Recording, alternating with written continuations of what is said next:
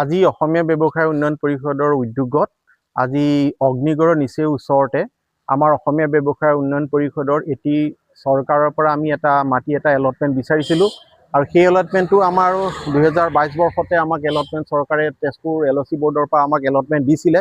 আৰু যোৱা জানুৱাৰী মাহত আমাক কাগজ দিলে যে এইটো সেটেলমেণ্ট চৰকাৰক সেটেলমেণ্টটো দিব লাগে আৰু সেটেলমেণ্টটো এনেকুৱা ধৰণৰ আছিলে যে চৰকাৰক এটা চৰকাৰী মূল্যৰ ওপৰত 50% টকা চৰকাৰক ৰাজহ বিভাগক জমা দিব লাগে আৰু অসমীয়া ব্যৱসায় উন্নয়ন পৰিষদৰ সদস্যসকলে বৃহৎ এটা কাৰ্যসূচী লৈ যে 5,40,000 টকা 50% আমাৰ দিবৰ কাৰণে আমাৰ যিসকল সদস্যসকলে আছে সদস্যসকলে নিজৰ উপাৰ্জিত ধনৰে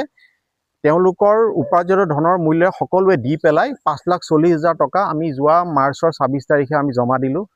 ৰাজহ বিভাগত জমা দিলোঁ আৰু এইটো অসমীয়া ব্যৱসায় উন্নয়ন পৰিষদৰ এটা বৃহৎ সাফল্য বুলি আমি কৈছোঁ যে ভৱিষ্যতে অসমত বা তেজপুৰতেই হওক বা অসমীয়া থলুৱা ব্যৱসায়ীসকলৰ চিন্তাধাৰা আগুৱাই নিবৰ কাৰণে এটা কেন্দ্ৰৰ আমি প্ৰতিষ্ঠা কৰিবলৈ আমি মানে